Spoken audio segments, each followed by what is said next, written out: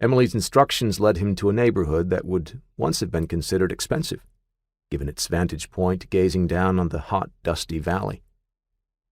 The Gleason residence, which looked like it had once been well-maintained, now had a distinct aura of neglect.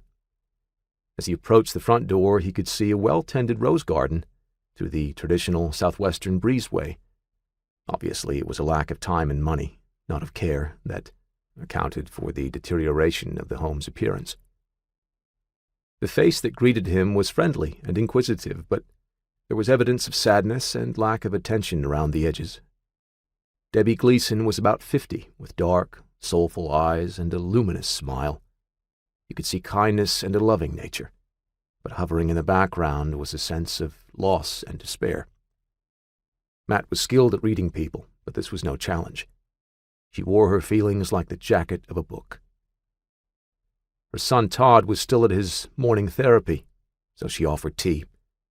A few questions revealed that Todd's father had left about 3 years earlier, ostensibly to seek work back home in Georgia. Matt guessed he didn't plan to send for them or return. Matt knew that many families were torn apart by a devastating injury to a child. Money arrived only sporadically. They survived on meager savings, now pretty much exhausted, and the income of Todd's older brother Bob, who had moved back in to help when Todd came home from the rehabilitation center. Debbie took care of his son most of the time. Matt asked what Todd could do for himself and what had to be done for him. The answer was damn little of the former, and a lot of the latter. Todd was a complete C6 quadriplegic.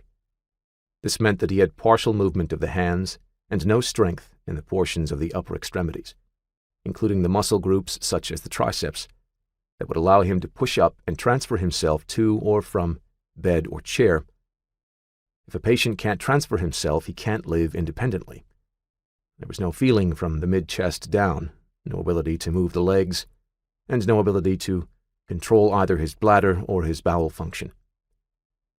Debbie's 20-year-old son would forever need the care he had required as an infant. His mind and desires, however, were those of a perfectly normal young adult.